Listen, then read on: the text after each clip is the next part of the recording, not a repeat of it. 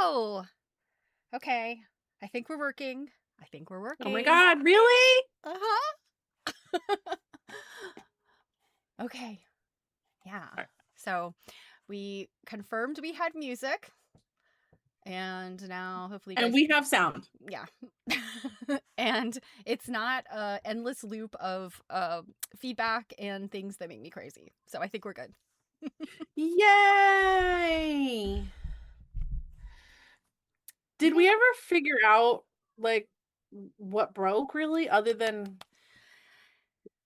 Yeah, so one piece of it I do know. The loop, that was from... it's a weird setting that I had to change from before my computer pooped. I had it set one way, and after the computer pooped, I had to do this different setting. I don't know. I'm thinking maybe I've missed an update of my software, and maybe that was what it was. I don't know. Mhm. So, all good. Yay! You can hear us. And you guys are talking about Christmas music. You know, I have not really listened to any Christmas music. Really? Yeah. I have listened, let's see, on the day that I was cooking my Thanksgiving turkey dinner 3.0, I listened to Christmas music like the whole time. Then while I was making it, I listened to like the classic Christmas CD that you heard when you were a kid, because that's, in my opinion, the only one that exists. And then while we were eating it, we switched to Kenny G Christmas music. Okay. Because while I'm eating, I don't really want to hear 5 gold rings. I want something more low key than that. And then I listen to it sometimes in the car, because like Sirius XM has a Christmas station, like same as like the radio, but that's, yeah. Right, Marianne, exactly. I'm just trying to keep it clean tonight. I have I've said worse things about my computer issue, but Yeah. Mhm, Yeah, mhm, usually I mhm. start listening to Christmas music like right after Thanksgiving. You know, we have Mhm. a radio station here in Baltimore that plays Christmas like from Thanksgiving on. Yep, They only play Christmas. It's one of the easy listening stations. So, same um, here. but they have good Christmas stuff. So yeah, maybe I should get into the season a little more. I've only got what 9 days left, 10 days. It really helps me because like we didn't do like a big tree or anything this year. We have a potted tree that only has lights on it in the window sitting on top of a uh thing of shelves, and like I did buy like some poinsettias and a couple of like, you know how like when you go to like the grocery store or something outside, they'll have like those like logs that they make that are all festive with foliage and stuff in it. Festive I bought a couple of logs. those. I bought a couple of those and just like we bought Christmas foliage Gotcha. without going bananas, and then like of course like the candle that smells like Christmas trees Yeah. and stuff. And then food, you know? It's all like it's all about food. Yeah. So, Yeah, let us let's get to it because yeah, we're a week behind with our reading. So we are, but you know what? At least our schedule now allows for these issues to happen. yeah. So, I know technically we're supposed to be like freebieing it from now on, and I didn't go in and like change and re-download this, but we'll basically take the 16th and the 30th now to finish the book. The 23rd is a recorded video because Stephanie has to go see people. Um, I will not apologize. and whatever. So then after Christmas, right after on the 28th, which is Sunday, not the Saturday, we'll do another Stitch and Glitch and we can talk about, you know, gifts and adventures and food because what would a Stitch and Glitch be without food? Although the last Exactly. one we took a long time to get to food, but Hmm. after Christmas, there's always a lot of food to talk about. And also, I hope everybody really enjoys my little festive dash hound here because He's a what a cute, cutie. what a cute little dog. Hmm. Yeah. Well, and like, what would you name him or her? Um, hmm. Dasher? Yeah, that'd be cute. Because it's a dash hound. Yeah, I don't know. I'm trying to remember the name of my cousin's dachshund. I think it was like Monty or something like that. My dad and his wife, her daughter had a dachshund that was just kind of theirs too. That was Cinnamon, but everybody called the dog Cinny. Hmm. It was cute. They are It was very cute. adorable. They are adorable. And They're then face spiders, but they're adorable. I guess too when I'm like looking at this, I guess on our Stitch and Glitch is when we're gonna have to show a calendar for January. Okay. Okay. And then I forgot to poop. I forgot to pull it up. Do you have your next book chilling right there? I do. Yeah. Yeah. Our Mauve book. It never gets If there picked up is very well on the. dude that looks old book on the cover. Yes, Um Mauve. How One Man Invented a Color That Changed the World by Simon Garfield. Why did I want to say Garfunkel? I was waiting for you. I was waiting. Um Janet said Christmas stuff is buried in the garage by boxes, so just enjoying others' decorations. I for a second when I read that, Janet, I thought it said burned, and I was gonna be like, Oh no. that sounds like a problem. Um, yeah, we might go out somewhere and like see some lights, and stuff. And I was hoping that potentially we'd make it to Sturbridge Village to do their like Christmas by candlelight. Oh, I'm not yeah. entirely sure it's gonna happen, but I really wanted to maybe. get up to Winchester, and I don't know that I'm going to be able to do it this year. It's been my plan a month ago. Totally been my plan. I was like, yes, gonna get up to Winchester in December. Go to Winter Yuletide, whatever. And Mhm. yeah, it hasn't happened. I don't think it's going to. So that's a bummer, That's but a I bummer. definitely is on the calendar for next year. All right, so today we're doing 5 and 6. And that means that the what did I say? It was the 30th? What's the last day of December? The 30th. Okay. That one will be 7 conclusion and any last minute wrap up stuff. So if you guys are still behind on your reading, believe it or not, there is still time to catch up. Also, we're gonna go right into our next book. So if it's not, nope, it's already in there. There's already a link in the description for the next one to grab on Amazon. That does kick us back a few cents, our affiliate link. It's not terribly expensive, right? Didn't you recently get it? Yeah, I think oh gosh, I don't even remember now. It has been a little bit since when we first started talking about it was a while ago. So I don't remember, but it was not not expensive. Okay. All right. I have Oh, supplemental stuffs oh, too. good. Good, good. San Francisco has a wonderful outdoor building program right now. You can catch some of it from folks' postings. Oh yeah, I'll have to look for that. We have a thing in Baltimore. There's this area called Hamden, which is kind of like the cool kids part of town. It's like the hipstery, like cool. And they have done this thing for, I mean, ever since I've lived here, and I've lived here almost 30 years. Um, where literally everybody on the street, it's called Miracle on, is it 34th Street? I The think movie? no, it's Oh. is Miracle on 34th Street the movie? It's like a number up or down from 34th. So it's like 32nd Street. It's the name of the actual street, but it's not 34th Street, I don't think. But Okay. anyway, everybody there goes like crazy with the Christmas decorations. And then like the one or two people that are Jewish, they do something too. And I mean, it's stuff like people like there was at one point where a train, like a little train would go like across the street through one person's like attic window and then back over to their neighbor. Crazy. Like it is nuts. And like you don't even want to try and go through there as it gets close to Christmas because it is impossible. It is like nonstop bumper to bumper through there for hours and hours and hours. And these people love it. And it's like you can't buy a house there unless you agree to do it. Like the neighbors are all bought in. Is pretty wild. And that's another one that you can see online if you look for it of Hamden, Baltimore. Wow. Yeah, pretty cool. Wow. All right. All right. Right. Let's Get get into going it. here with family currency. Family And currency. we start off here with Amelia Heiskell High school, yeah. Locke, Lauk. which I have supplemental Oh, things. okay. Yeah, Uh, this painting of her, she looks like a very serious woman. Um,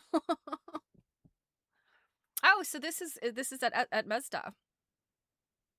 you know, I think I told you about this when I was looking up all this stuff. It was one of those things that kind of pissed me off. So a lot of times I'm not necessarily paying attention to where this stuff is in terms of like, oh yeah, that's here and the blah blah blah. I'm just like trying to like just find the stuff. And I'm looking at this and Museum of Early Southern Decorative Arts, I obviously I'm like, okay, that's the South. But I wasn't thinking about where it was. And I never knew that it was in Winston-Salem, North Carolina, which is the same town that my grad school was in.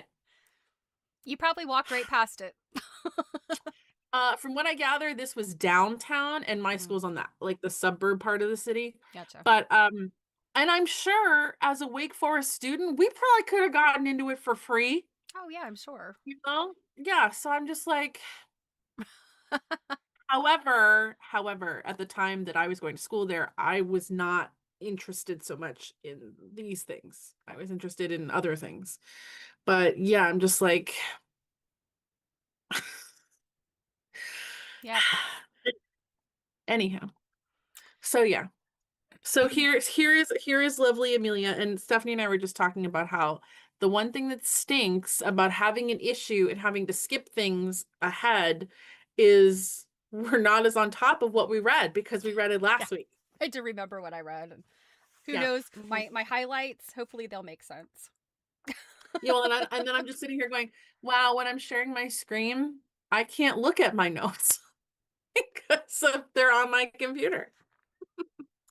So we've got Amelia here. She is born in 1760, died 1842. And I've got 2 quilts by her as well. So it Oh. says here she made 3 similar quilts, all of which she signed in the quilting and gave to her children.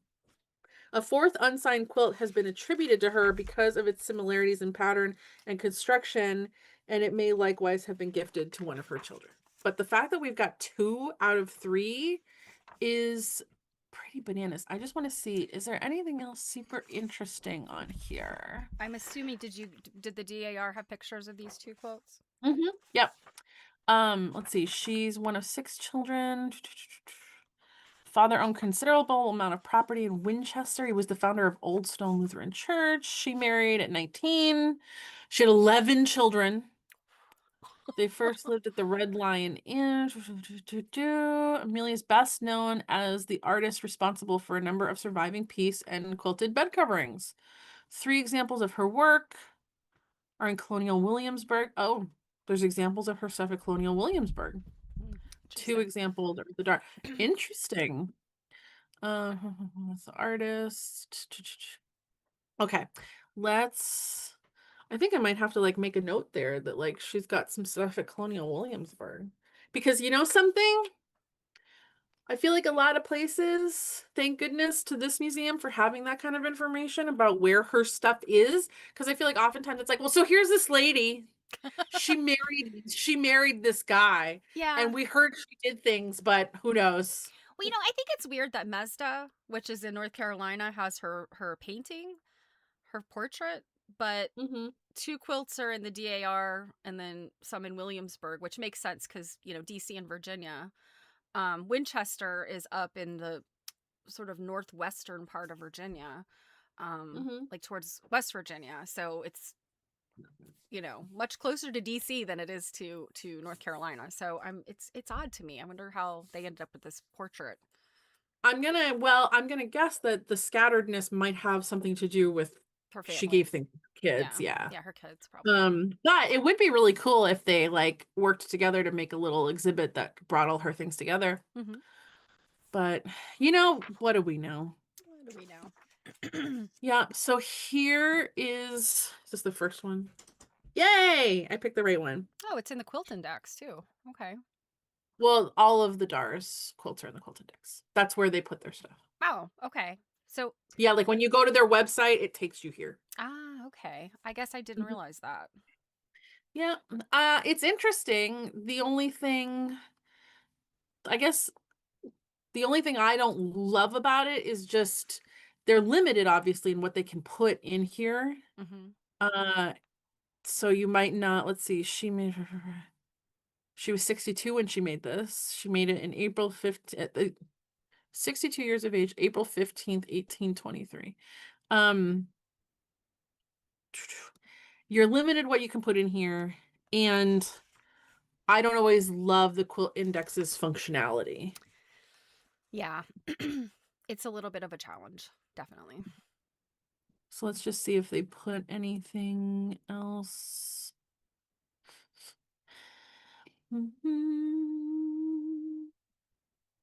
And all of these questions are the quilt index's questions, PS, not the DARS questions. Frame medallion. And Let's by the see. way, you guys, while she's scrolling through here, just a heads up about the quilt index.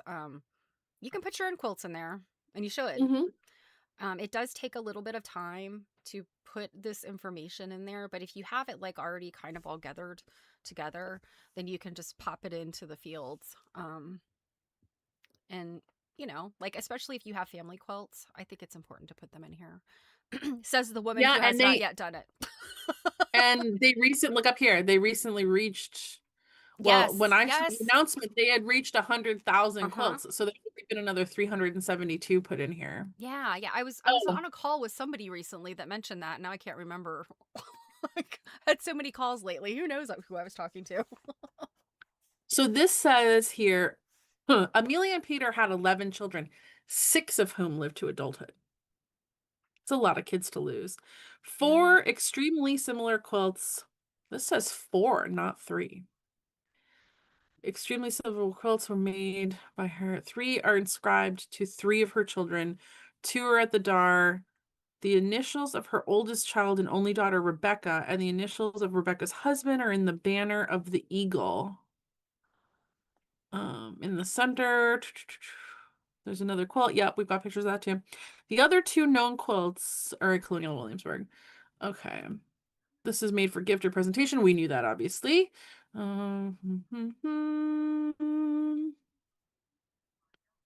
Ah, so Huh. it was in the book Eye on Elegance. Hmm.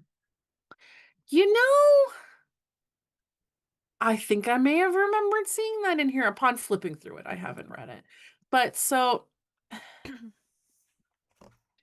yeah, so the thing that I don't love always about the quilt index is I feel like a lot of times they just don't have the bandwidth to have really good pictures in there. Yeah, the picture in the This, book is much better. yeah, this picture's not fantastic. So just that's just my personal opinion.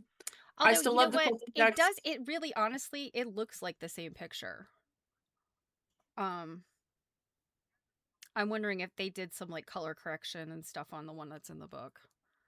I will potentially, but I also just think I think you're right. I think it's the same picture, but I think the fact that the picture doesn't show up fantastic here has a lot more to do with how loaded the quilt index is. I also think it's upside down in one of these.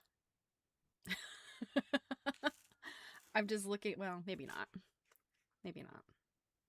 I'm just kind of looking at how like the corners, because it's cropped and I don't know why this matters, but it's cropped and like straight in the book, but that it's kind of cockeyed, but it kind of looks like it's turned over. But anyway, it doesn't matter.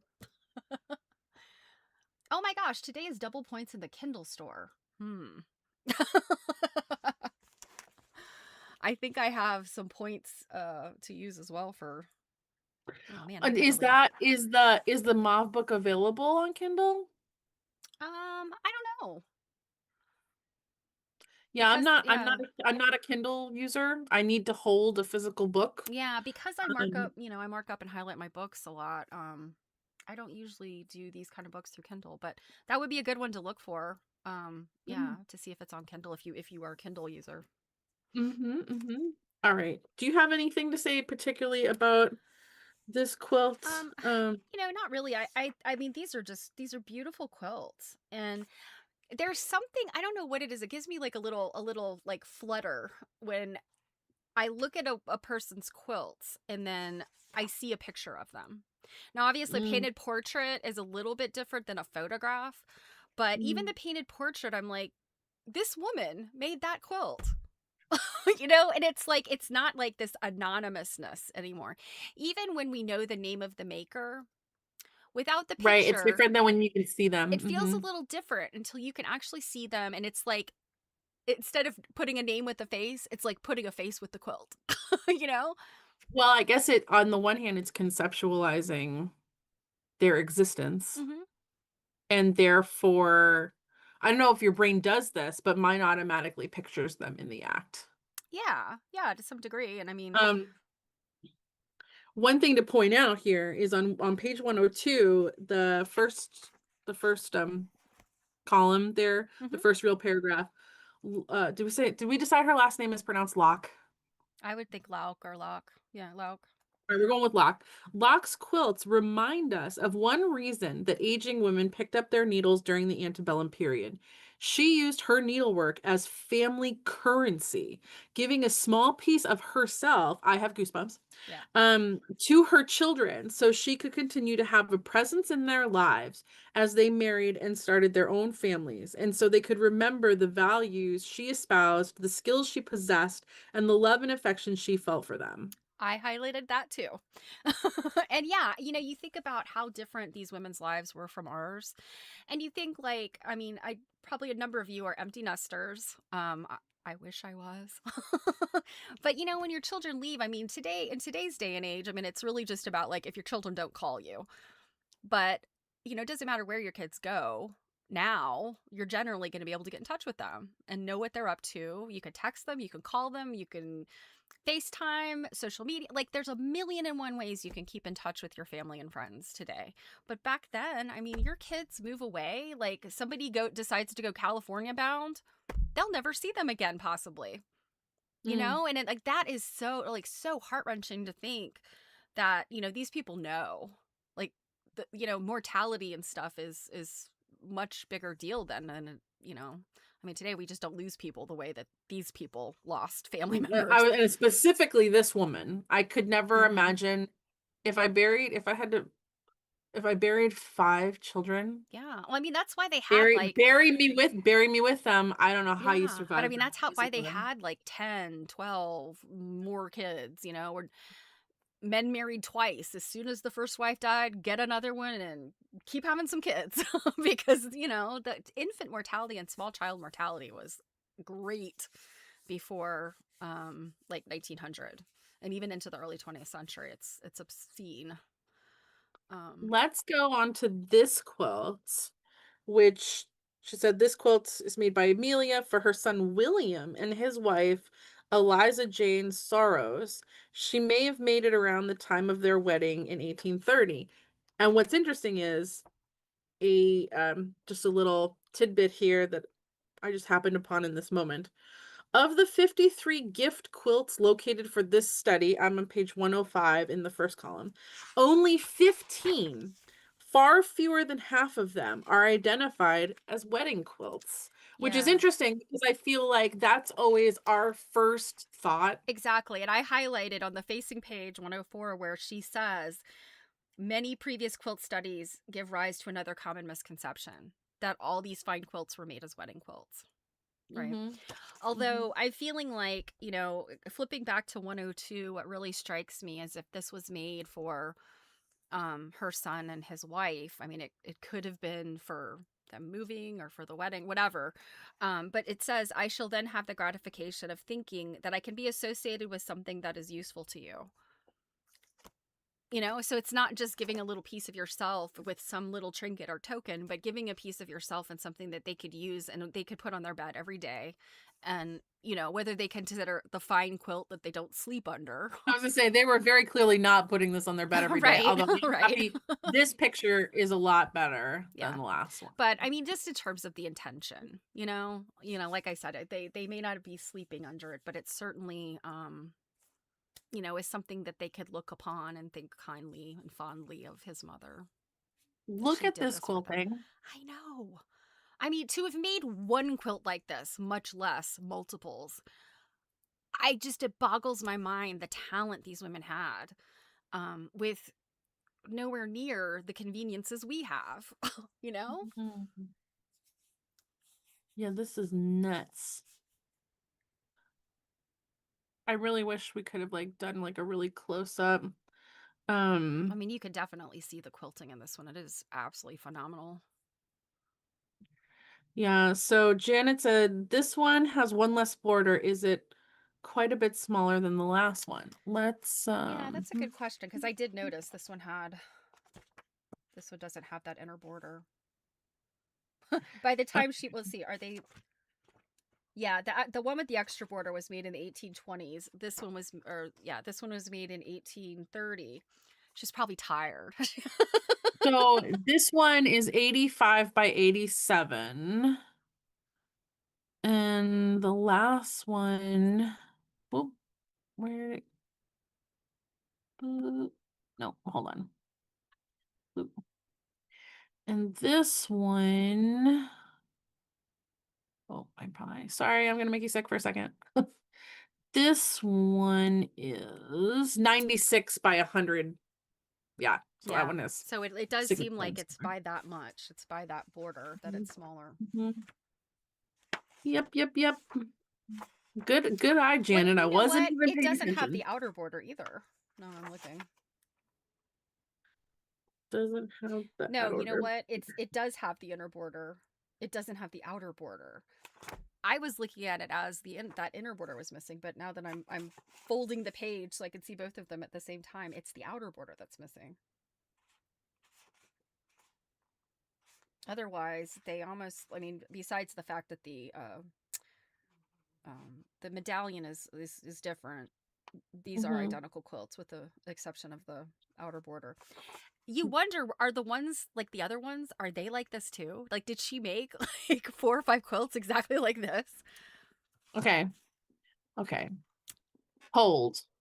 Do you have Williamsburg pictures? I'm going after Williamsburg. Okay. So go ahead and talk amongst yourself. Okay, so a couple other I things that I just, when I've highlighted, I kind of don't remember how and why, but um on page 102, and I had highlighted there on that second the second column, uh she is saying, so this is another woman. Who is this? Oh, it's Eleanor Custis. She said, it is very tedious, but I shall not leave it until completed. Lewis went on to explain that she never left the house except to church. See the occupations of a grandmother. You know, and we've already talked about that, like your spare grandmother, the grandmother in Mm. the corner, you know, and I'm just like, oh, here we go with this again with these, you know, the aging women and what their use is, you know. Um, and page 104, you know, it's this kind of sort of more of that, like, you know, staying connected over long distances and maintaining relationships. But also the socially sanctioned activity. I thought that was really interesting. You know, it's not only appropriate for women, but it's proper and uplifting. You know, it's a positive thing. Mhm. And then, you know, this way that, you know, and we looked at this when the woman that had remade her schoolgirl sampler. I think we kind of talked about this, but you know, this could be a way for them to prolong a connection to their girlhood in these projects that they make, like kind of a sense of nostalgia. Boom. Aha, so you found something? Oh my God. Hold on.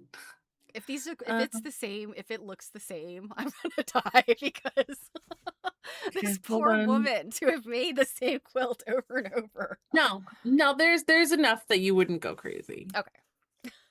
Okay, let me I have so many screens.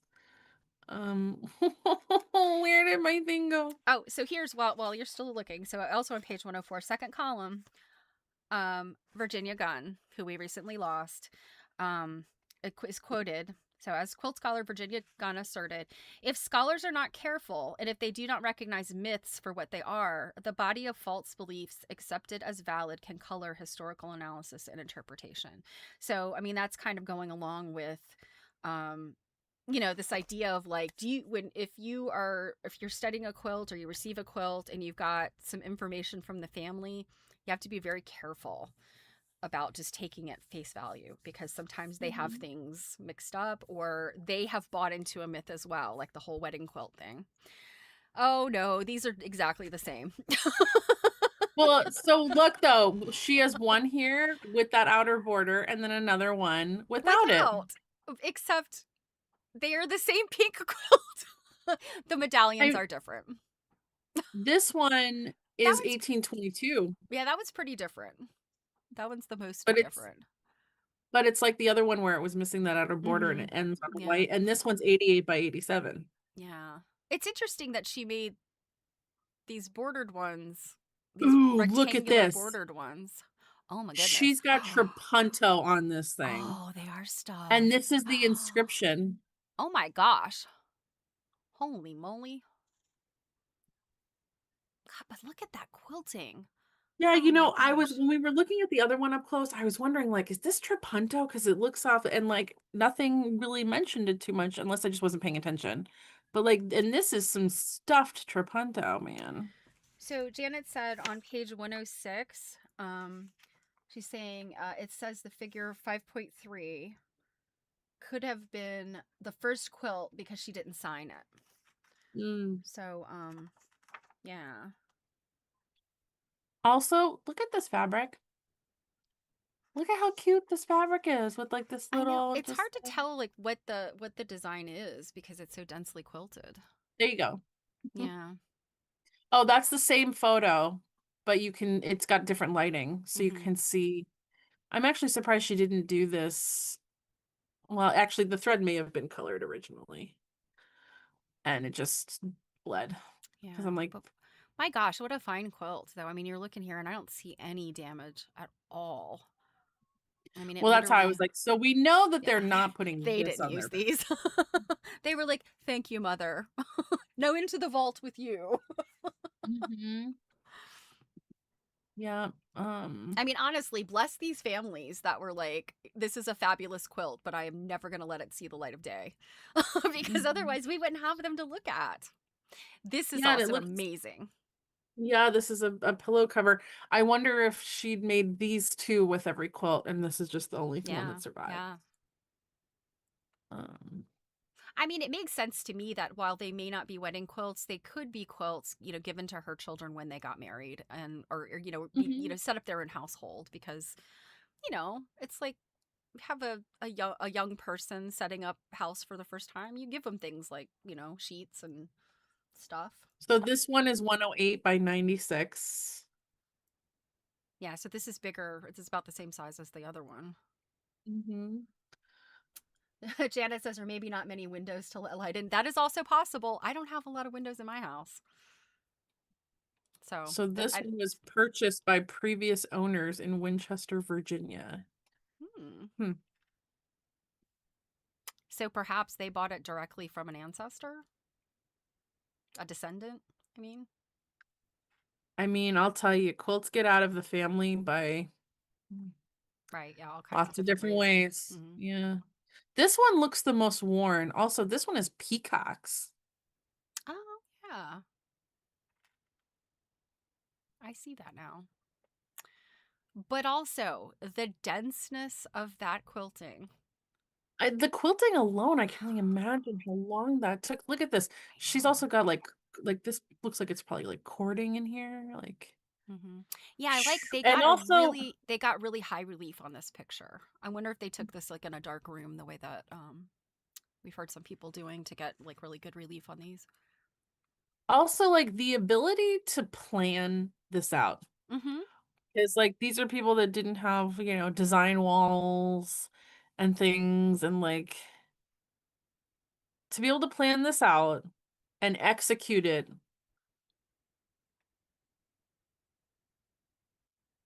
I take my hats off to you, Amelia. Yeah, for sure. I mean, I with all of our fine tools and methods and all that we have today, I still can't get anywhere close to this. Like, I mean, not even in the same like universe as this. Yeah, I just I know I have a lot of stuff to look at. So, Okay. um, the next I'm pretty sure the next one I have here is on 111. I got lots of supplemental stuff. Oh yeah, I the guess one on 111 is this eagle quilt that I very much like. I'm gonna have to. Is it this one? Yay! Yay! Mhm. So this one is Anna Catherine Hummel Markey Garnhart and a partridge and a pear tree. Made several quilts employing a similar eagle motif. It is thought to have been inspired by an eagle design on a Liverpool jug, which was also handed down in the family. Hmm.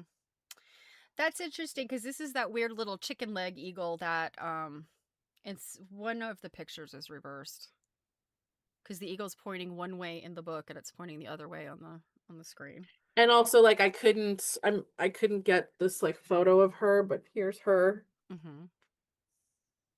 also looking like hurry up and take the photo. Exactly. She looks rather impatient in that picture. Yeah, But she's yeah, like, let's get a move on here. I got quilts to make. so that there is this chicken leg eagle quilt. The spread eagle, I believe, is what we called it. I think it's at the Smithsonian.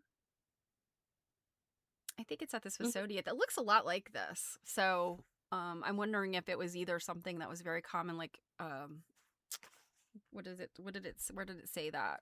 Where the eagle may have come from? Is that Oh my here in the goodness. quilt index?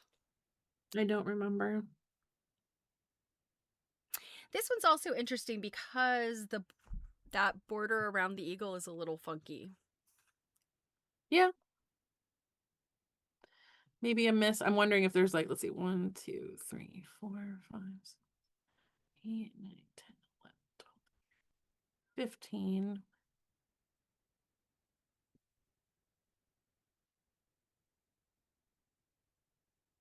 I'm wondering then if this side is longer than the other one. Yeah, that could be it. That the one side is longer because it kind of looks like where it like dips. Mm-hmm. Huh, this claims it's in very poor worn condition. It doesn't look like it in the Um, book, but you know, the pictures can be deceiving. This is circa 1830. Let's It just does see. look like those baskets on the lower corners are pretty faded.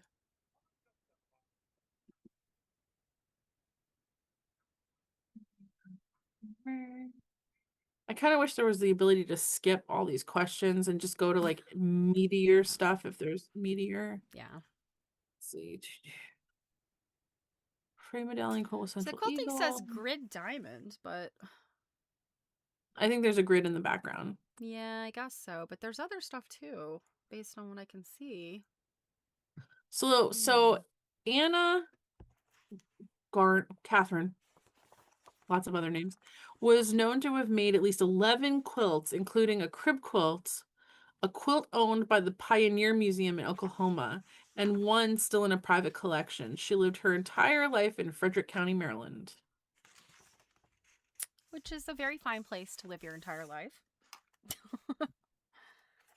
Now her other quilt, I think, was, even though I do like this eagle quilt, I think the other quilt is better. See how what are the difference in the dates? 1850. This one Oh apparently yeah, was also Eye of Elegance. she made this one quite. I mean, assuming the dates, you know, because they're saying circa, but this one's assuming circa 1815. The one on the next page is circa 1850. So in theory, she made this when she was rather young. This one she made when she was much older.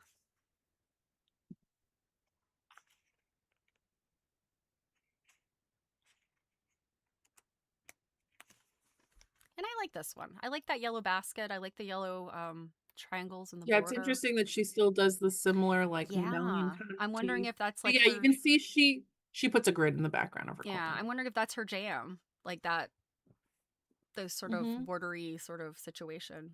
I think this one, Mm-hmm. it's very effective. Mm-hmm. Yeah, and it's true. It's thought that she made 11 quilts. It's thought that she gave one to each of her grandchildren. The central flower basket design is common to several of the quilts. Garnhart cut out floral motifs from different fabrics and then created her own basket design on the quilt. Yeah, and it seems to me, I mean, it's hard to Apparently tell. there's an inscription on the back of this. Okay. It's hard to tell. It seems like even though the eagle quilt does look like it's pretty heavily quilted, it doesn't. And I mean, you can kind of see other stuff in there, but it seems to me that this quilt is just, you know, besides being, I think, a little like, you know, her skill was better. I think the Mm-hmm. quilting was also much better. I mean, that would make sense if she made the other one. Mm-hmm. Um,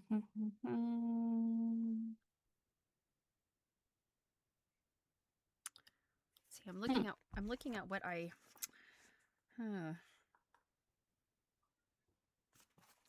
highlighted this on page 113. It's just, I guess it's just a lovely passage. Mhm. It talks about how, let's see. Da-da-da. One quilt historian has suggested that the central section must have held value for its giver, enough that adding a fashionable border renewed the quilt's meaning when presented as a gift to the younger generation. In this way, the quilt was transformed from an everyday bed cover into a family heirloom. The quilt can also be considered symbolically. Just as it brings together an older section and a newer fabric, so too the birth of a new generation carried forward the older generation, um, ensuring it a small piece of immortality. You know, and I really like that sentiment. You know, Mhm. um, and I don't think that passage is not about this quilter, but What about the general theme? yeah, just about this idea of just. I mean, I guess I keep beating the dead horse here. Um, But, just this idea of like you did not have a whole lot of things as a woman to leave to your children and your grandchildren, and in particular, like, the chattel of the home is really what women could pass down, whereas the property was never going to be in the hands of women unless they were widows or the only surviving child or something like that. It's Well, always going to go and to for the men. most part too, if women were holding land when they died, it still passed to a male. Yes, and in the case of, I mean, I think I've read cases where like there was only one surviving daughter, and she inherited, but as soon as she got married, it goes to her husband, and I'm like, Mhm. oh, oh, that makes me so mad. Like she had it, and then she didn't. Um, Mhm. oh, Mhm. Marianne says, but they had quilty math. Indeed, like these women must have been mathematically sophisticated. you know, um, you think about, they talk about like the illiteracy in the US, and in particular, illiteracy got worse as you went towards the end of the 19th century. I read this Mhm. recently. Um, and obviously, these are women who are of better means. I mean, if you've had your picture taken, if you've had your portrait painted, you are higher class. But nonetheless, I mean, you definitely have some skills if you can do the mathematics of this. Mhm. You've been educated. Mhm. Yep, that's true. Let me see here. Ah, 700. Mm. Ha ha ha. Ah, so this is at Mesda. Mm. Yep, this is the one on page 114. Hmm. And this is Quilt by Harriet Kirk Marion, 1782 to 1856. This quilt circa 1830, South Carolina. And it's Harriet Kirk Marion recycled the center section of this quilt from an older piece. She freshened up what is one of the oldest named patchwork patterns, Irish chain, by adding a border of fashionable chintz fabric and gave the quilt to her granddaughter at birth. Right. And that's the passage that I just read was about her, Mm-hmm. about updating this quilt, and it's like that connection of generations. Mm-hmm. Yeah, let's see if there's anything very interesting in here.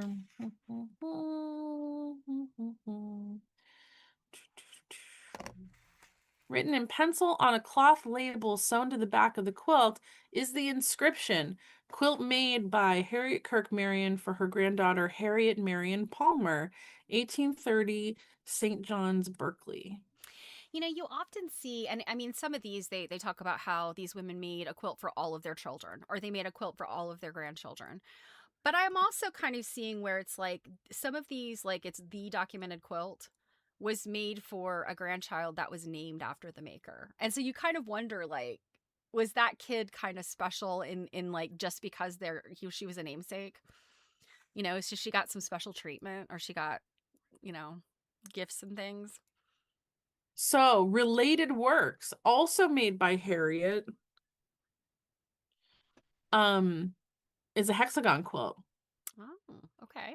And then two quilts made by Catherine Marion Palmer. And One of them that we're must going to be her look at. daughter, right? That's another one we're going to look at. Oh, Yeah, I think I've got that's the her daughter. hexagon one too. It's on page 117. Hmm. I like though that this museum Oh yeah, mentions that's on related 117. works. The provenance of this quilt is solidly documented. The child's quilt was made by Harriet Marion for her namesake and granddaughter, Harriet Marion Palmer Dwight, when she was born in 1830. Having no children, Harriet Palmer Dwight passed the quilt to her niece, Kate Palmer Logan, who died in 1944. The quilt descended from Kate to her daughter, Frances Logan Parker, and her sisters before it came to Mesda in 1972. I love a real good type provenance. Yeah, I know. It's like so rare to get that, right? Mhm. Especially with quilts, Mhm. because they pass through auction houses, and dang it, these auction houses, they break the provenance. Um, is this? Yes. So here We've got Quilt by Catherine Marion Palmer. Does it This is say 1847. Does it say she's what? one of the 8 daughters, right? 8 daughters? Catherine Marion Palmer made this quilt for her daughter when the girl was about 17. She used the technique of Mhm. chintz applique, Yeah. cutting out the motifs from several different fabrics and rearranging them on the ground fabric to make the central design. This technique was becoming dated by the 1840s, so Palmer may have been trying to remind her daughter of what was fashionable when Catherine herself was a young woman. So that right there doesn't say, let's see. Um, a second quilt was made from this same family in 1947 when she was in her early 40s. Okay. In 1847, when she was in her early 40s, Catherine Marion Palmer made this quilt for her daughter, 17-year-old Harriet Marion Palmer. Mhm. So, this one. So is that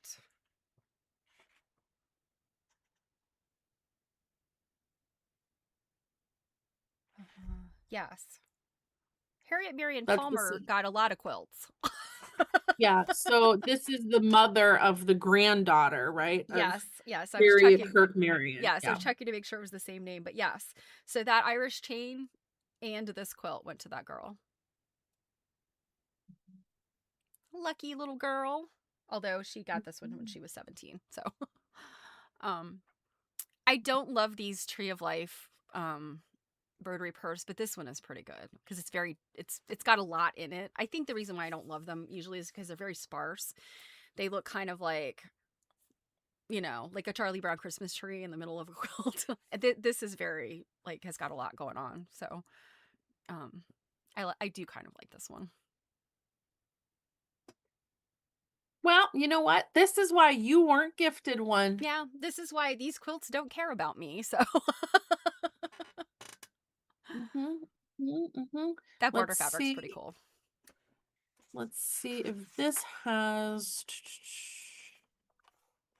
Yeah, so Catherine Marion Palmer was one of 8 daughters born to Frances Marion and Harriet Kirk. Well, you know what's interesting? So you mentioned Kate Palmer. It said Logan there, or what Mhm, you were reading was Logan. I saw it. mhm. Maybe it was The on other the other quilt. quilt. In here, she says the name is Logare. Logare, not Logan. So Hmm. yeah, I suspect the museum has it wrong on this curatorial info. Um, hmm. Oh my, this one also has written stuff on it.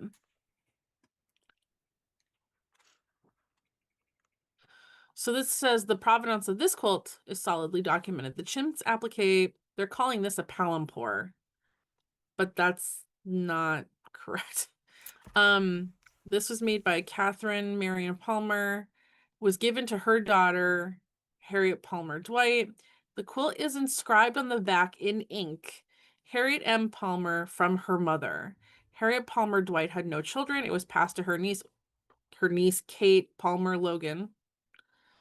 The quilt descended from Kate to her daughter, Logan Parker, and her sisters. Wow, so they got a number of quilts.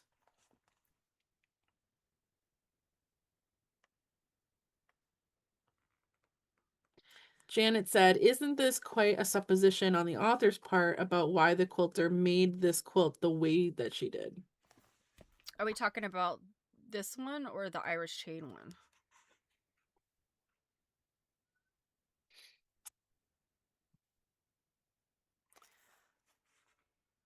Because I'm guessing the Irish chain one, the reason why it's the dates of the fabric, I think is kind of the unless the label said something, which I don't think it did. Figure 5/8.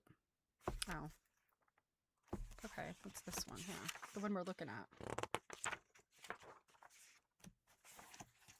Oh, Palmer may have been trying to remind her daughter of what was fashionable when Catherine herself was a young woman. I Yeah. mean, yeah, I find that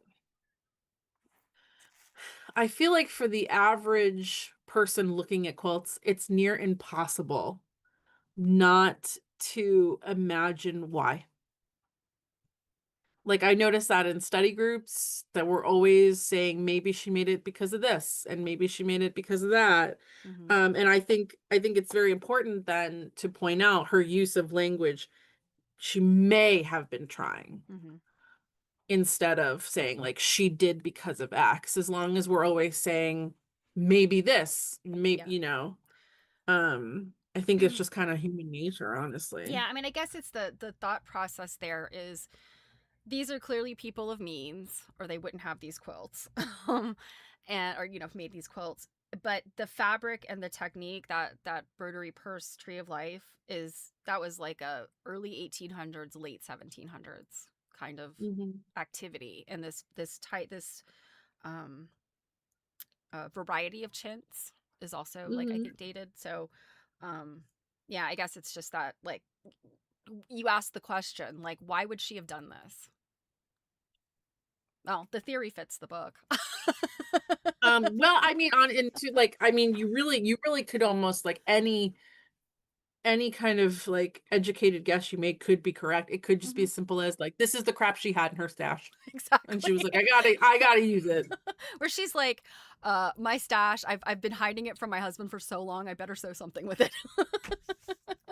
Yeah, yeah. I thought, It okay, really so could something be I thought that. was really interesting on page 116. Mhm, Again, still talking about this family. On the second column, it talks about how various family members labeled the quilt, and I think this is talking about the paper piece quilt, right? The mosaic quilt. Is it talking about the same?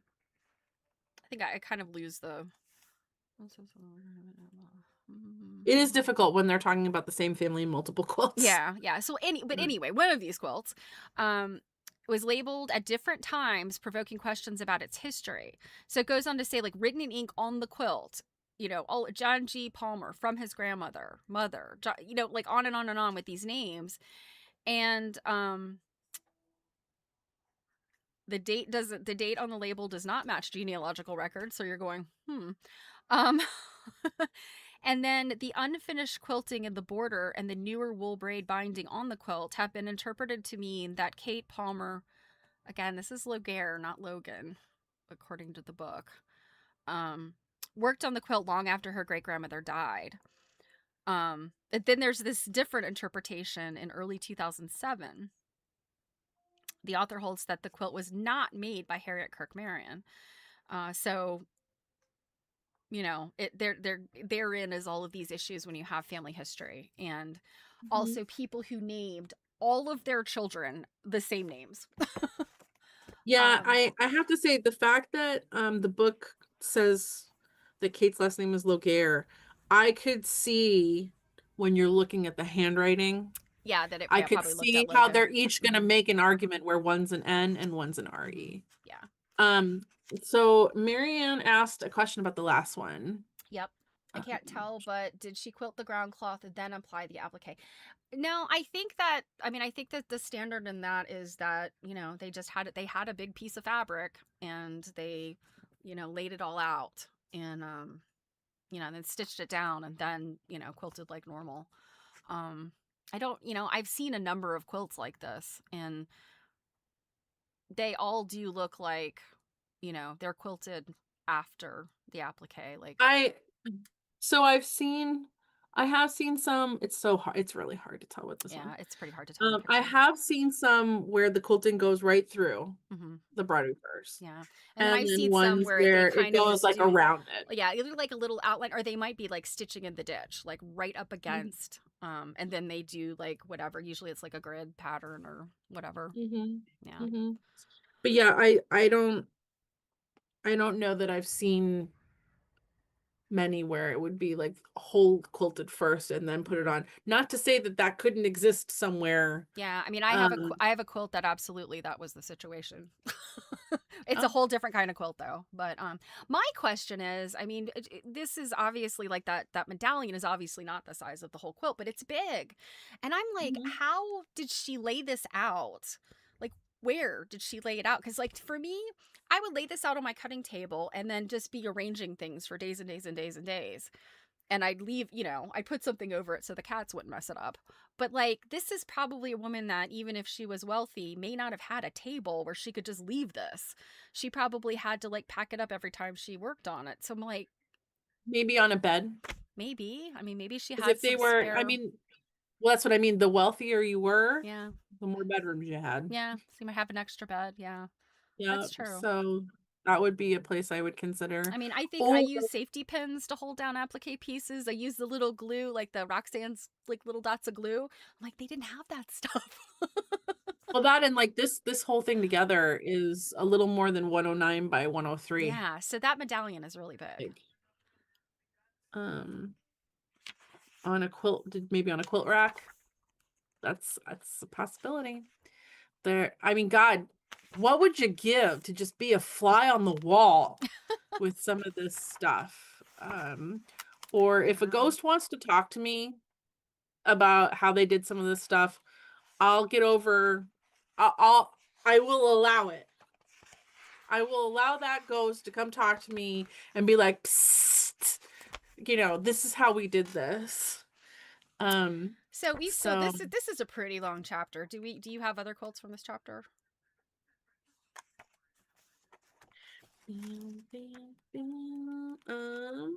Because I want to make sure we get to chapter 6, because there's some really cool stuff in chapter 6. so other than this one, I actually don't think I don't really think I have anything else after this one. I don't think I could find. Yeah. Maybe that, yeah, no, maybe not. I think we can go. Just let's go. So we've got this last one here by Harriet Kirk Marion, circa 1840, or this is Elizabeth Marion Porcher, and Elizabeth Catherine Porcher Palmer, circa 1790 and 1830. This quilt has a recycled center that has been freshened by the addition of a border of chintz. The maker of this quilt is unknown. There's evidence that it might have been made around 1840 by Harriet Kirk Marion for her grandson, or in 1790 and 1830 by Elizabeth Marion Porcher and her daughter, Elizabeth Catherine Porcher Palmer, for the child who was their grandson and son, respectively. Good Lord. That's a lot of Yeah. maybes. And But this indeed, is, Marianne, it is a busy quilt. Because, I mean, that mosaic work and then the chintz border was a lot.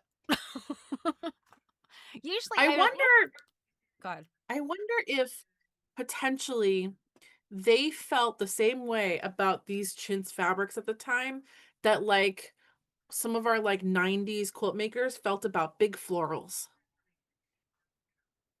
And in like that Laura Ashley period. mm-hmm. Because I've seen some quilts Well, and that would when be like Laura this and would have Ashley like a stuff big was floral. popular, it was based on things like this. So yes, they clearly thought it was pretty. They clearly liked it. Otherwise, they would have done something different. So, Sorry, um, y'all. I'm super thirsty and I'm totally double fisting like a soda and a water and like you have no idea what's over here. All right. We don't have to spend a whole lot of time on that one, but it was just neato. Let me just see. Hold on. I'm going to stop sharing for just a second. Just to get myself organized here, because do you think I was like deleting stuff after we looked at it? No, I was not. um, I thought it was interesting on page 118. While you're getting organized there, the second column, the second paragraph, it talks about period etiquette guides offering insight about the rituals of gift giving. Etiquette books prescribed rules of conduct to assist Americans with learning and showing good manners, because we always need to be shown good manners. And manners, like gifts, serve social functions. They constitute a subtle but pervasive system of social regulation or control. Um, I thought that was really interesting, that to bring this in. Um, the common reasons why gifts were given: weddings, christenings, Christmas, and New Year's. Um, the recipient of the gift was obligated to return the action. All these kinds of things. Mm-hmm. So I do not officially have anything else for this chapter. I have 3 more things from the next chapter. Okay. So let's skip Uh, ahead then to chapter 6. Okay. Biographical needlework, telling a life story. I am really bummed, just a quick note here, that I could not find the quilt, obviously because it's a private collection, but I couldn't find the quilt from page 132. Because I really wanted to look at this one What a page little is more up this? close. Yeah, it was Page 132. Oh, okay. Mm-hmm. yeah, it's apparently this quilt is in the A Maryland album. Which Um, I actually have sitting right yep. behind me on the table. Yeah, this is Mary Lehman Kempt made this quilt for her great-granddaughter's 8th birthday. It would have been a lasting memorial of her love as the girl grew up. It's interesting. There's so many quilters, makers from Maryland in here. Mm. Um, I guess because the DAR, um, we are the uncouth indeed. all right, so moving on to biographical needlework. I do believe I have this sampler. Is it that one? So while you're looking Yeah. at that, um, so I guess the sampler Esther Bannister Richards. So this is Sturbridge, Massachusetts. Um, trying to remember what let's see. Ah, okay, you got a picture of it. I don't Mm-hmm. remember why I highlighted this. I'm trying to figure out. um, Well, so this is 58-year-old Esther Bannister Richards chose a meaningful verse for her sampler. From the biblical book of Psalms, the verse reflects some of the worries of growing older. Her sampler is stitched on what was then a newer type of canvas with regular woven blue lines to assist with counting.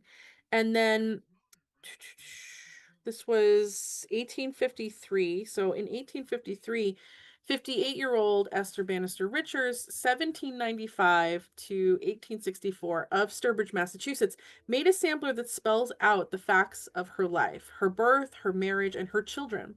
It includes a biblical verse, which is sometimes called the Prayer of an Old Man for Deliverance, because it is thought to have been written by the aging King David.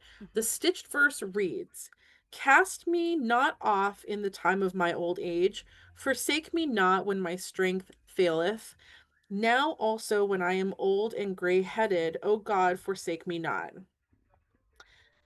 A previous study of family record samplers, needlework samplers stitched with the birth, marriage, and death dates of family members, dismissed the value this type of needlework had for its maker, stating that mature women who were probably instructors worked a few family records as examples for their students or for their own relatives. I do remember in my notes making a note Yeah. But that's this suggests not that always them. this has more personal meaning to her. This is like Mm-hmm. her achievement. Mm-hmm. Instead of always just this is just made by ladies, like Right. instructing people. Um, can I like blow this up at all? Maybe. Hello? No. I hate when they do that.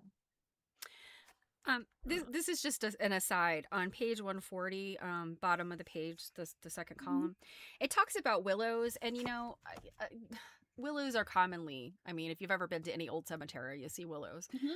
Mhm. But I didn't realize it says willows were particularly. And I always thought of the weeping willow, sadness, right? It's weeping, but it's also symbolic because their regenerative power to grow again after being cut. Mhm. So I can see that. I guess I just never heard that. So I'm thinking like, well, that's a pretty strong, like, I guess kind of a solace for a Christian, Mhm. like this idea of, regeneration. I mean, Christ rose after 3 days. I mean, I could see Yeah, like that's this. why you find them on gravestones. Right. Yes, that this willow also has that ability. So that was kind of interesting. I thought of that. Um,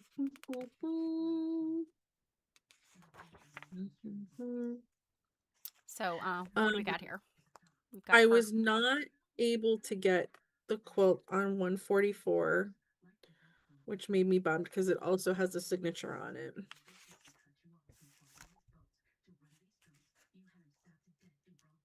Oh, the Margaret Steely Kelly. Yeah, this one. But the close up of the signature in the book, I think, is pretty good. Yeah. Um, I and just really wanted to look at it. yeah, and I love to put I love to put words on my quilts, and I have one that I'm working on now. I'm getting ready to quilt it. It's a small kind of wall hanging, and I'm kind of like, I want to quilt some words into it, but I'm worried that they'll get lost. Like you won't be able to see the words. So yeah. Well, this quilt was Margaret Kelly pieced this quilt in 1852, and 5 years later, it was quilted by Janet Amanda Coates. The details of its construction are noted on the quilt, which bears the quilted inscription, pieced 1852, quilted 1857, in one corner. Let's see. Okay, this thing is about this other thing I highlighted is about the next quilt.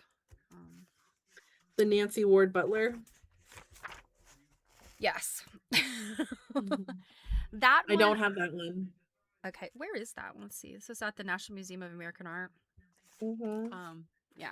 So this one is, I mean, that's like that's your grief and your like that's out loud. That is out loud grief to make a quilt that's got this child's name on it like that. And I Well, think and it it said she said made another one. It was not the only one she made like that. it was also something like, let's see, did I take notes of it? I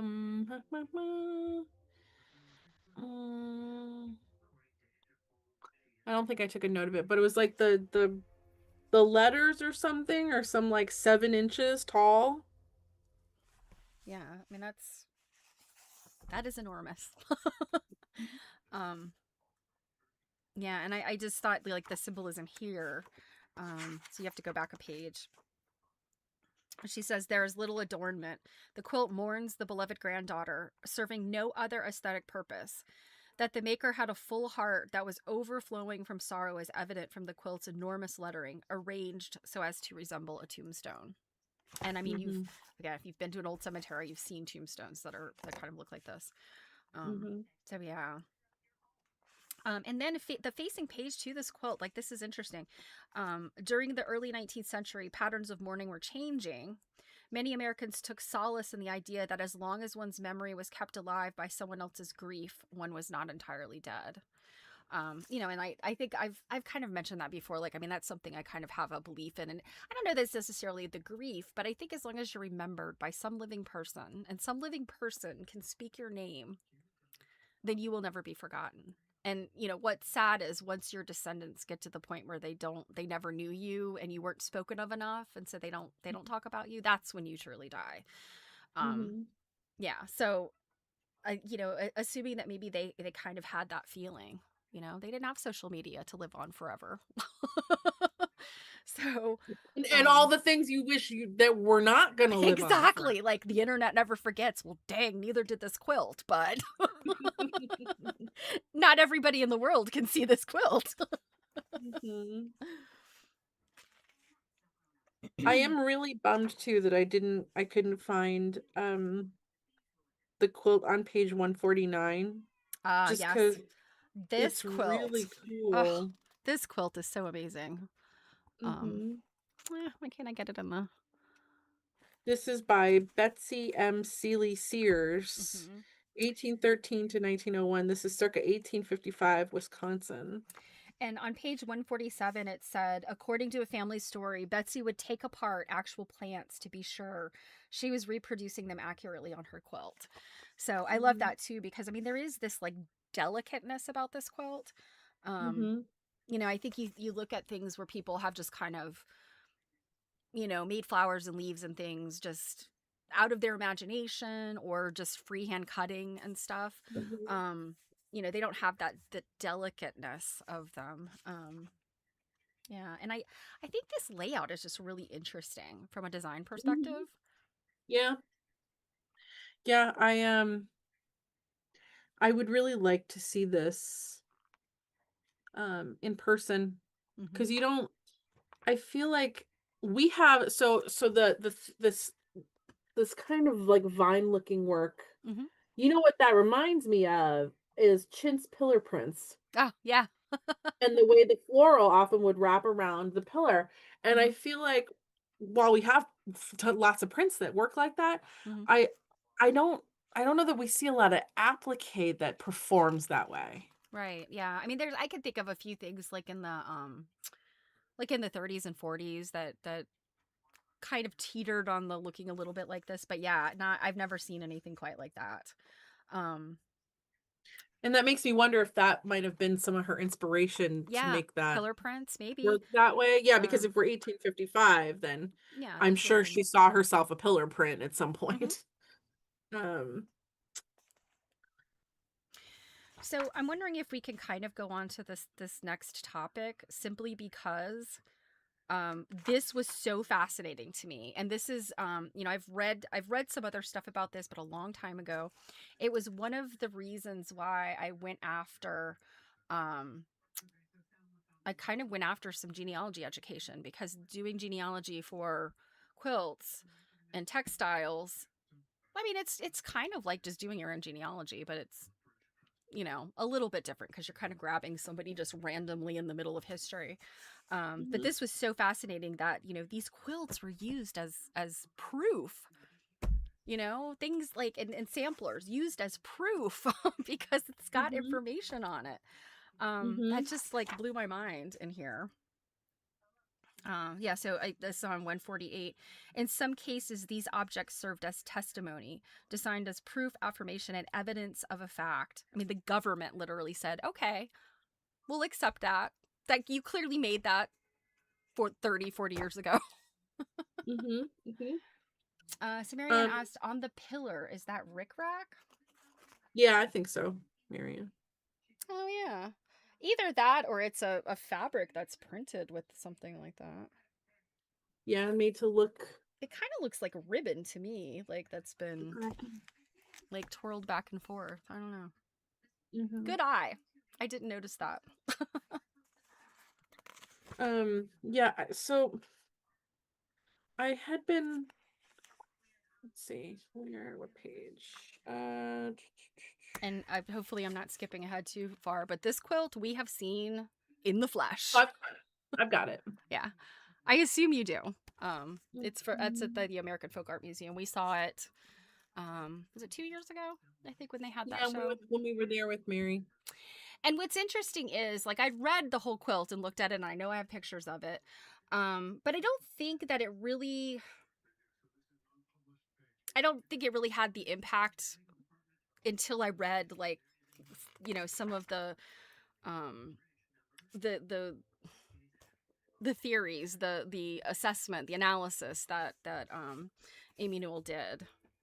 Mhm. I just some of these things were not actually biblical things. They were from other well, I mean they were still biblical, but they were from other sources. They weren't necessarily just from the Bible. So I thought that was interesting. Um Yeah, on 150 here, she says, in a sense, this quilt here is Maria Cadman Hubbard. In a sense, Hubbard created a quilt that served a purpose similar to 18th and early 19th century commonplace Commonplace books. books, yeah.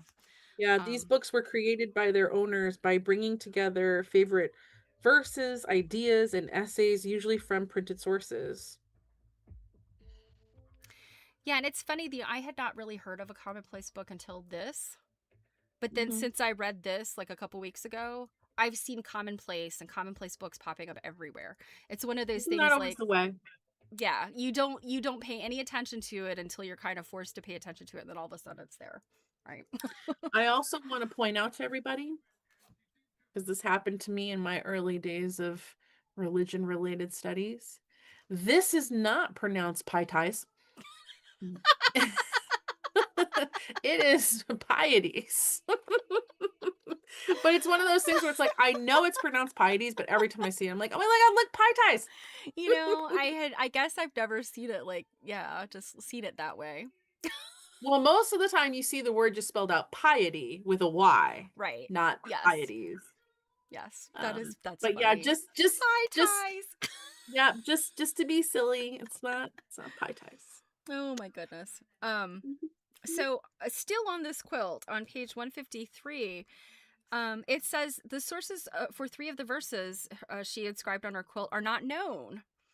Let's see, one block reads, is our home a heaven? An apparent reversal of the companion block to its right, which reads, heaven is our home. And what is the note I wrote here? So my question was, were these things that maybe she saw maybe in a ladies magazine or, you know, printed somewhere where she went, oh, I like that? Or are this is like, is this hers? Is this from her brain? You know, where Mm. she's like, all right, I've got some space here. I'm going to put some of my own words in here. Um, Um, the first thing too, I would think maybe is just something said from someone important to her, like a mhm. friend, Well, the like most the like most charming quotable being, things. if you cannot be a golden pippin, don't turn crabapple. And I think I remember we looked at that and we laughed. We thought it was so great. Um, so yeah, a crabapple. One of the things on here that I think we should really take note to is the fact that she labels her age when she Hmm. made the quilt. Yep. And from talking with other, historian friends of ours, um, how many of them find that bit of information extremely helpful to them Hmm. when they're studying Yeah. the work. Well, yeah. I mean, you know, if you're gonna try and find these people, absolutely, because Well, they're that named too. after each other. You know. Well, that too, but also just like at what point of life, what life stage are you at? Like I remember a conversation um at New England Quilt Museum where Pam we had an event there for people from my young and millennial quilters group, and she had been telling them, I forget what we might have been looking at, I forget what the context was, but she'd been telling them like, I really wish people would put their age on their quilt when they made it.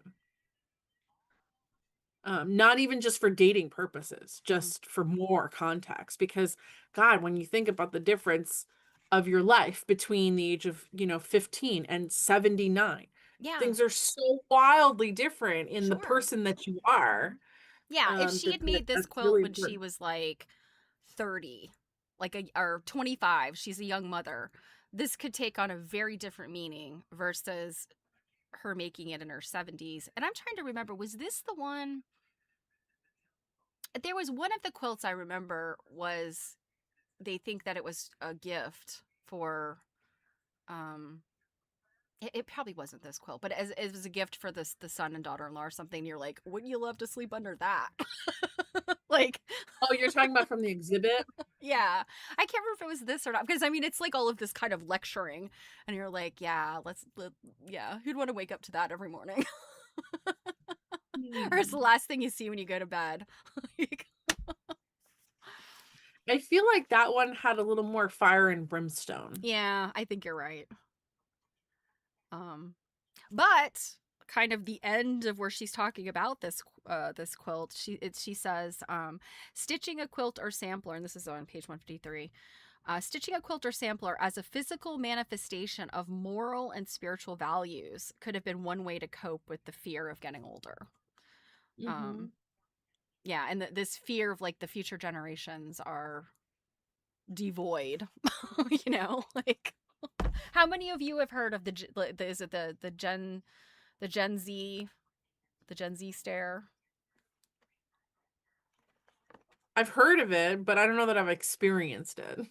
I've experienced it because I would call my son a Zenlennial because he was born in 97, and based on the dates they give, he's like his friends are all older than him, and they're like very young millennials, and he's kind of was born just before the 21st century. But I get that look from him, and I'm like, you wipe that look off your face and you answer me when I speak to you. You're a grown-ass man, and I don't need to see that look on your face. So yes, if I experience any teenagers or young adults that give me that stare and I know them well enough, I usually say, wipe that off your face. Mm. um, so Marion asks, at what age does your age become a badge of honor? I think that has a lot to do with the person. Like, I I think so think you too. kind of Yeah. decide that. Yeah, I think so too. I mean, and I think that's obvious in like what at least these women, because I mean, some of them are dating their quilt with their own age, and then some of them are picking the stitches out of their childhood samplers. Well, I also think at this period, um, 40 and older is a badge of honor because the Yeah. likeliness that you would survive to be that old Yeah, didn't she say is. that at the beginning of this? It might have been another book I'm reading, but essentially, in this period, if you've lived to 40, you're considered an old lady. And if you live to Mhm. like some really ripe old age, anyway, the thing is we hear about so many women who did live to like 80 and 90, etc. You know, like maybe maybe they're written about because they lived that long, but yeah, they were considered just like Methuselah. Like, you're amazing, you lived this long. Mhm. At my age, I should be like a great great grandmother, I guess. Oh my gosh. True story. Yeah, the stitch picker. That was Mhm. something that I mean, if I'd ever seen a sampler that looked like that, I probably would have just assumed it was some damage. You know, it was some damage to the thread, and that I never would have guessed that that might be the reason why some dates were not, dates were missing. That's wild. True. And you I've know got what? one It's more. it's something like that. I mean, I realize this was many chapters ago, but when you think about like that's another thing that I feel like makes it kind of brings you closer to these people, because we all know somebody that lies about their age, you know? Like, and it's just so funny because it's like, always your vanity is ridiculous or whatever. But I mean, these women are no different. Like, just because they didn't have like the modern conveniences we have, they are still the same kind of people we are. Like, you know? And I Mhm, think that's mhm. really easy to forget. Um, So we skipped over something that ties into the last thing I want to show here. okay. Yeah, Um, page 155 is where there's like the more information about the sampler being used as a like as a document for the military so pension. I just thought that was so wild. Can you sorry, I'm imagine just going to the DMV today and like if you're trying to get a driver's license in another state and they'll be like, all right, we need like, you know, the basics, like proof of who you are, and then we're going to need like a utility bill or something to prove that you live where you say you do. Well, what if you could be like, well, I don't have my utility bill and my birth certificate, but I do have this sampler that's got my date of birth on it. Can you imagine? I mean, yeah, actually I can. Oh my Um, gosh. And Marianne, yes, I also lie about my weight. The weight that is printed on my driver's license is an absolute joke. I can't believe that when I show it to people, they don't go, are you sure this is you? Because that is not the weight I see in front of me. And yes, it's a good thing that we don't have to stitch our weight on our quilts. true story. That'd be kind of funny though if somebody did.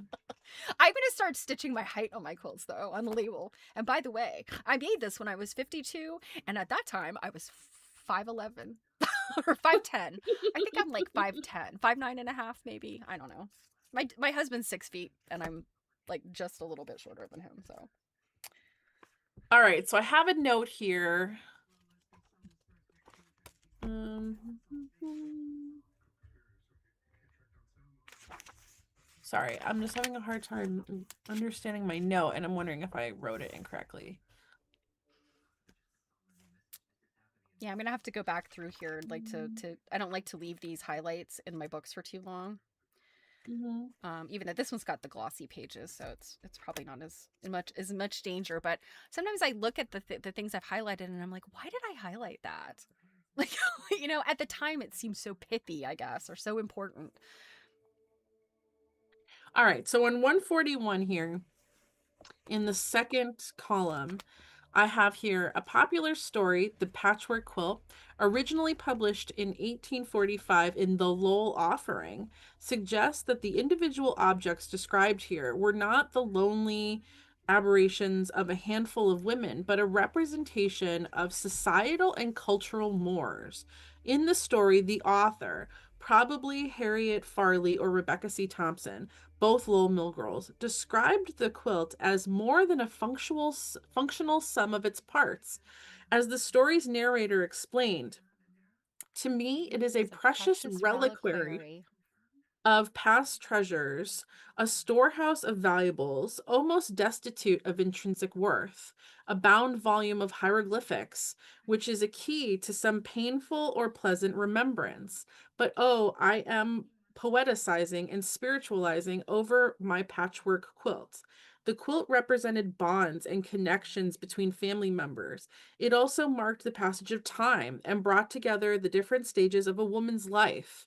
Far from being a simple covering to warm someone's bed, the quilt had a story to tell.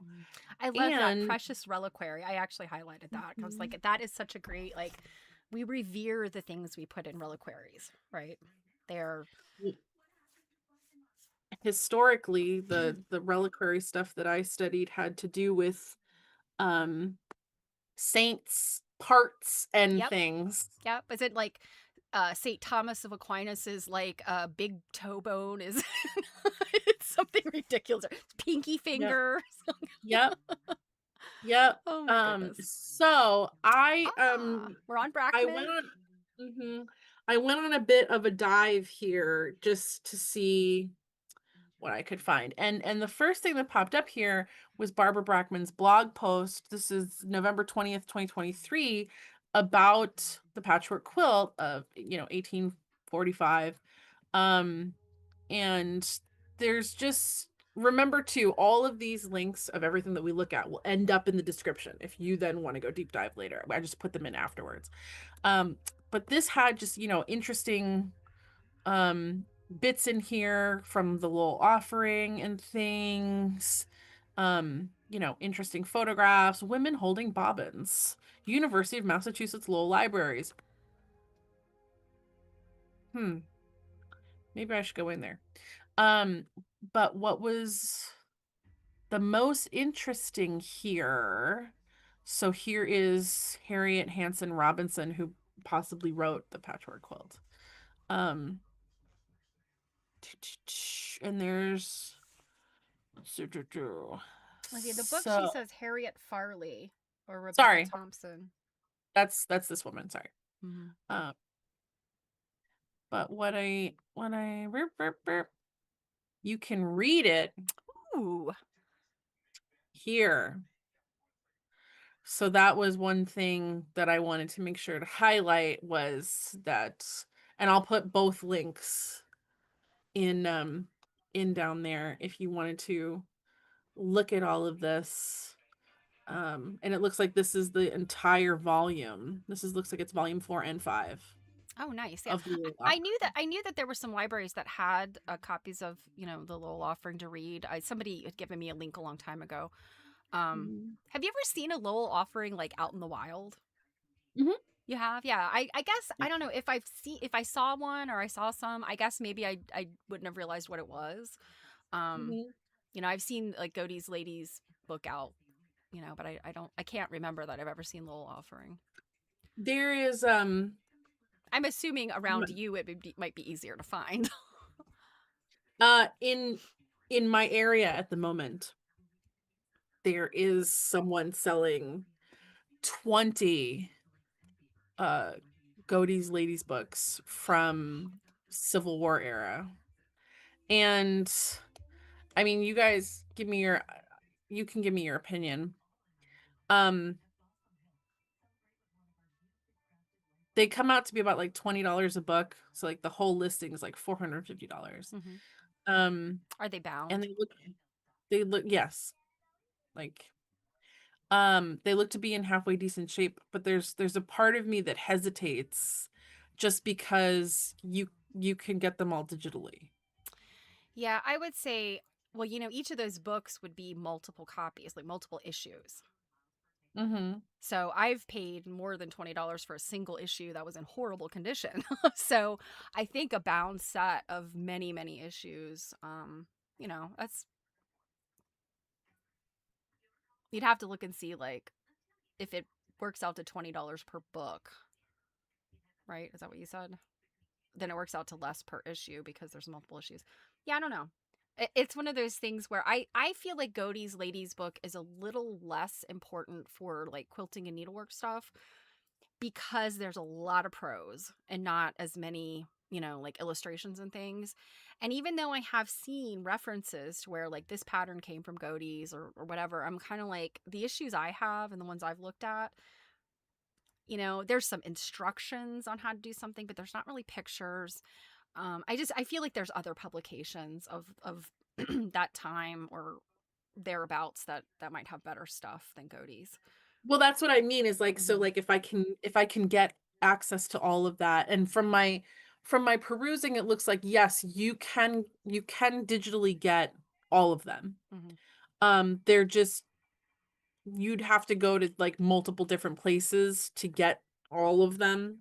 Hmm. But they are available, and that's one reason why I'm just like, Yeah, I mean, for that price.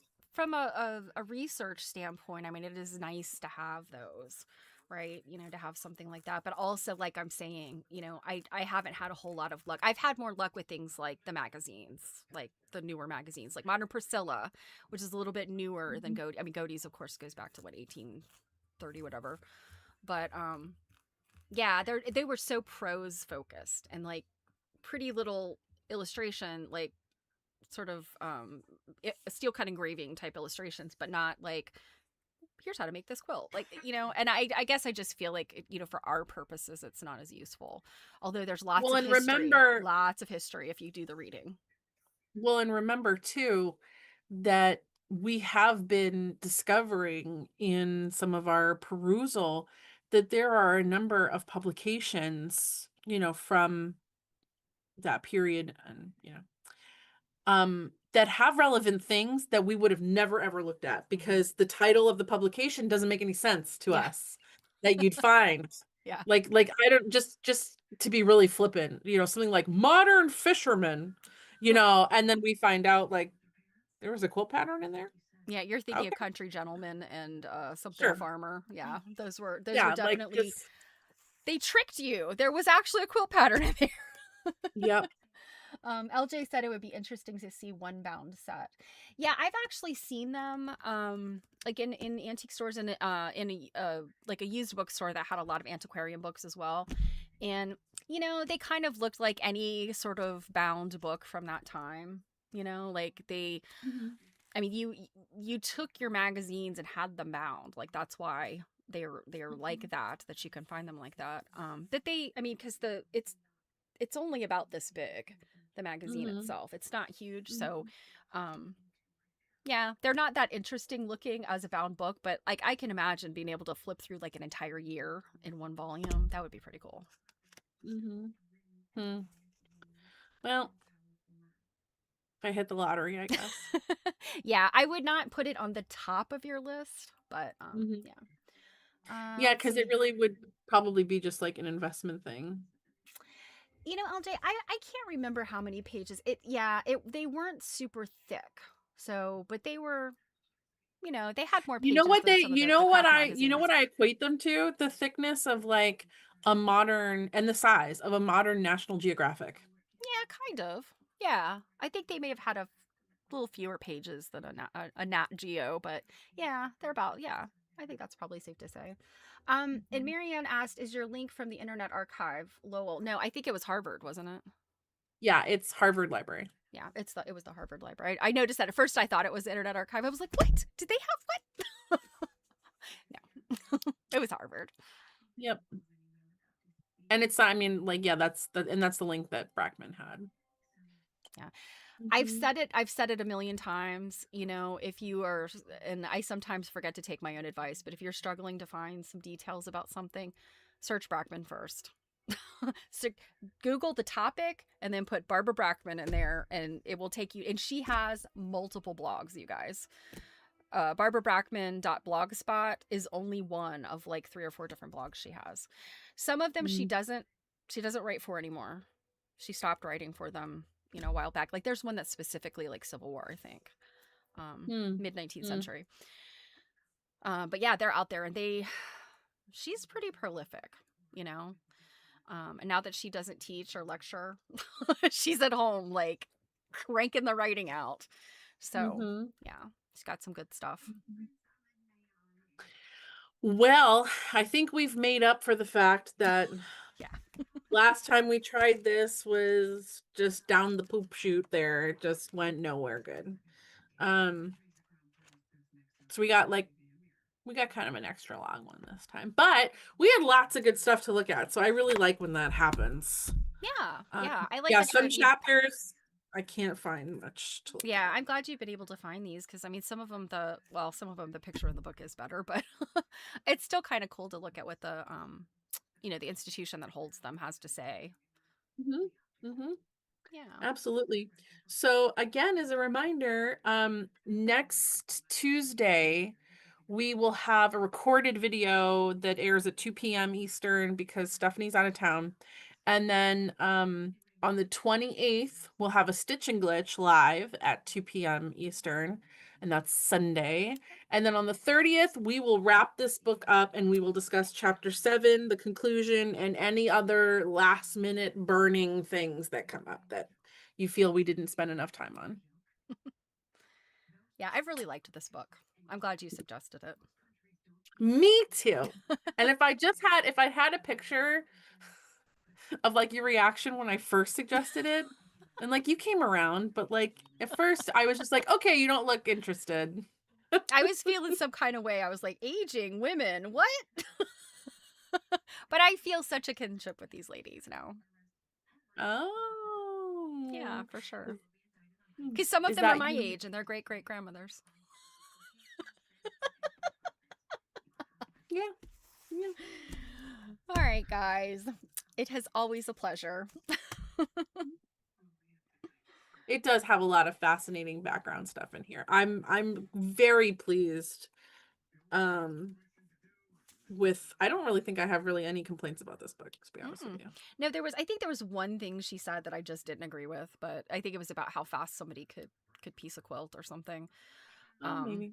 or quilt a quilt. But other than that, I mean, I think her research is just impeccable. It's so good. Agreed. Agreed. Well, All right. Well, I happy holidays. If you celebrate Christmas, Merry Christmas. We that's will true. see you after.